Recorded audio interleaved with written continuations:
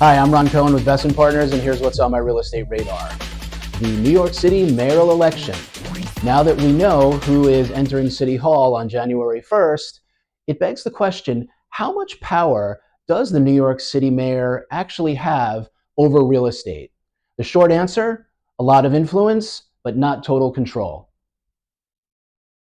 So ultimately, it breaks down into four key areas: legislative power, zoning and development, budgetary control, and rent regulations. Let's talk about each of those.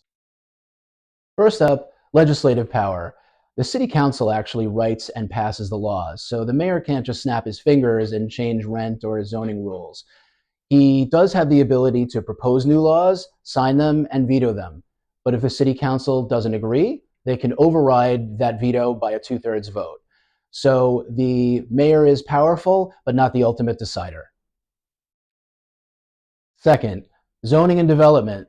Now, this is where the mayor really leaves a mark because he controls the Department of City Planning as well as the City Planning Commission, the folks who decide what gets built, where, and how big. Through the city's land use process, the mayor also shapes rezonings, affordable housing rules, and even public-private partnerships. Third, here's a big one, rent regulation.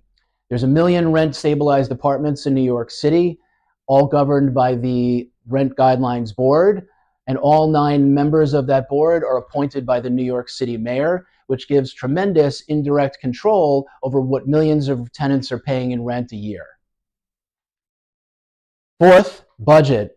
The mayor gets to propose a city budget, what gets funded and what does not. Tenant protections, affordable housing, NYCHA repairs, all depends on budget priorities. And since much of the housing law comes from Albany, the mayor must coordinate with state lawmakers to get things done. So no, the New York City mayor isn't all powerful, but he has plenty of levers to pull: zoning, partnerships, budgets, appointments. The real skill comes in knowing how to use those, to build coalitions, to turn plans into results. So why does it matter?